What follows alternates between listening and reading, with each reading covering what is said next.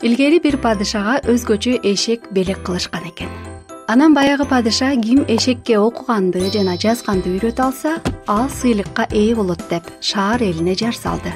Ошондо бир адам падышага барып: «Падышам, бул иш менин колумдан келет. Мага болгону бир ай убакыт бериңиз». Падыша анын өтүнүчүн канааттандырды. Бир айдан кийин ал адам эшек менен кайтып келип: «Мына урматтуу падышам, мен ага окуганды үйрөтүп койдум. Бирок ал жаза албайт». Падыша бул кабарга сүйүнөт да андан өз сөзүн далилдеп берүүнү суранат.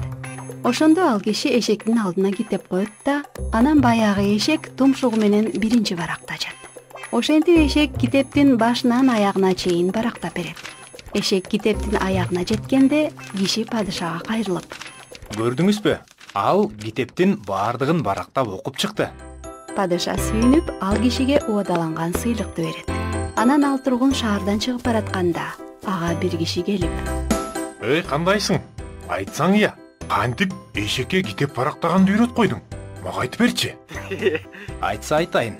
Билесиңби, мен күн сайын болгону китептин барактарынын ортосуна буудай данын салып койчумун. Эшек бир ай бою буудайды барактардын арасынан таап жегенге көнгөн. Бирок бүгүн китепти ачып эч нерсе тапкан жок. Ошентип ал чыдамдуулук менен китептин аягына чейин барактап бербедиби?» Ошондо берки киши бул адамдын акылмандыгына күлүп жиберди. Кымбаттуу замандаш, бир ай кайталоо менен эшек китеп барактаганды үйрөнө алды. Ошол сыңары кайсы бир жөндөмдүүлүккө ээ болуп, же кайсы бир чөйрөдө адис болууну, же чет тилдерин үйрөнүүнү, жакшы адатка ээ болууну кааласаңыз, күн сайын кайталоону унутпаңыз.